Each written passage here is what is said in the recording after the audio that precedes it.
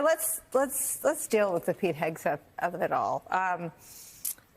You read the messages because it is, the service that the journalists did here is showing us how the folks at the highest level of our government communicate privately. And that was interesting. But even privately, when he's not sort of peacocking for the cameras, Pete Hegseth sounds like a ding-dong. And his whole denial, which, again, I caught, was sort of a lie wrapped in an embarrassing performance. I mean, this is not cable television. And I wonder, and I hate asking this question on television. I'm embarrassed that I still ask it. But is there a breaking point for any Republicans that at one time cared very much about the military?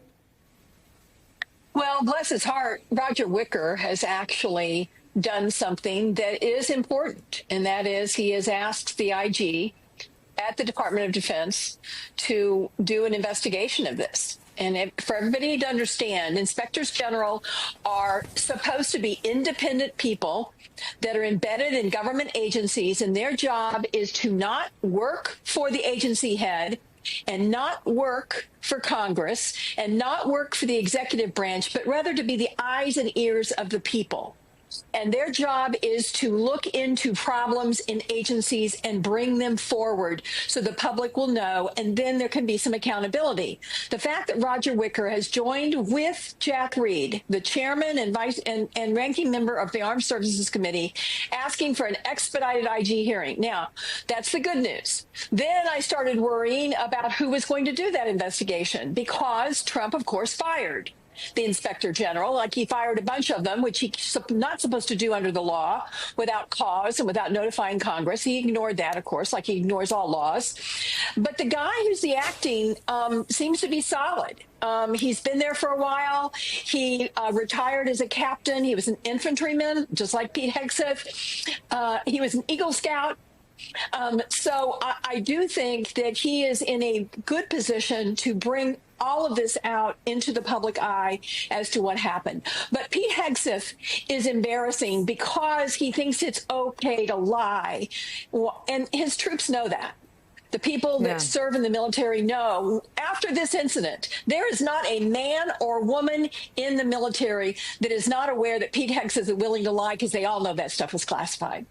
I saw some great reporting in the New York Times, Claire, from Helene Cooper and Eric Schmidt, that retired military and active duty military feel that they have this window, these text messages that they'll never unsee, of the indifference to folks involved in the actual mission, putting all these things in a group chat, whether there was a journalist on it or not, certainly does not enhance operational security.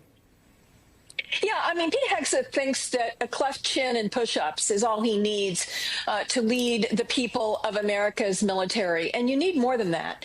They expect integrity. They expect hard work. They don't expect you to hire your brother. They don't expect you to bring your wife into meetings where there's sensitive subjects being discussed. They don't expect you to lie to the press about whether or not something's classified. Not only does it tell them that he is not a leader they can admire, it also tells them that he's okay with a double standard, because they all know they'd get fired immediately if they did what Pete Hegseth did. Let me show you what Sue Gordon said, just to bring it back to your point about how much has been revealed to our adversaries. Well, one, I'm glad the operation was successful. Yay. But we have a saying that says that every success is a failure where something went right. And I don't think we should rest on the fact that nothing bad happened this time.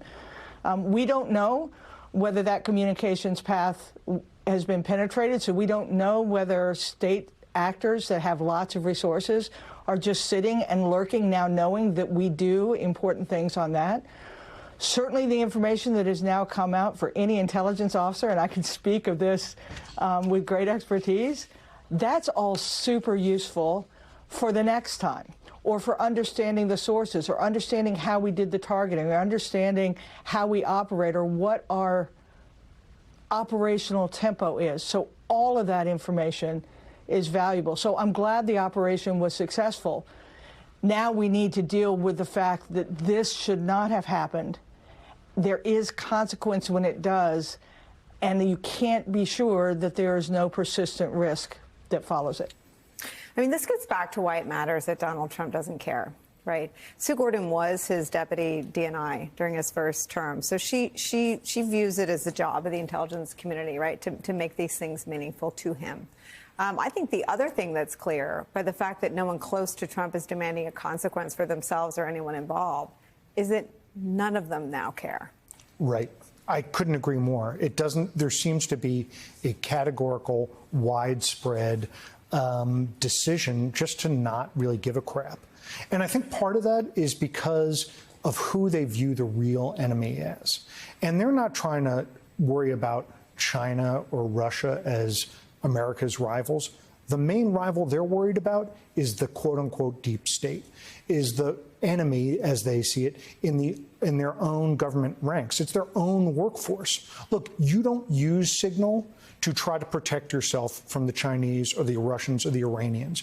You use Signal and the disappearing message function on Signal to try to protect you from your own workers so they don't know what's going on, and from the press so that they'll never find out about the decision making either in, later on or, into history. That's why you use Signal. Signal is not equipped to handle classified information. It does not connect to the Defense Department's either secret or top secret networks. It is there to keep your information encrypted and then disappear so that your own workforce can't see what you did. It's so amazing. And it's also, I think, a consequence of Congress abdicating their role as a branch of government. Yeah, absolutely. They trust, they're not going to impeach me twice and no one can make, Congress doesn't exist anymore. Yeah, this should be the subject of numerous oversight hearings and would have been in any kind of like normal Washington cycle, but we're in a totally abnormal cycle where Congress has kind of given up.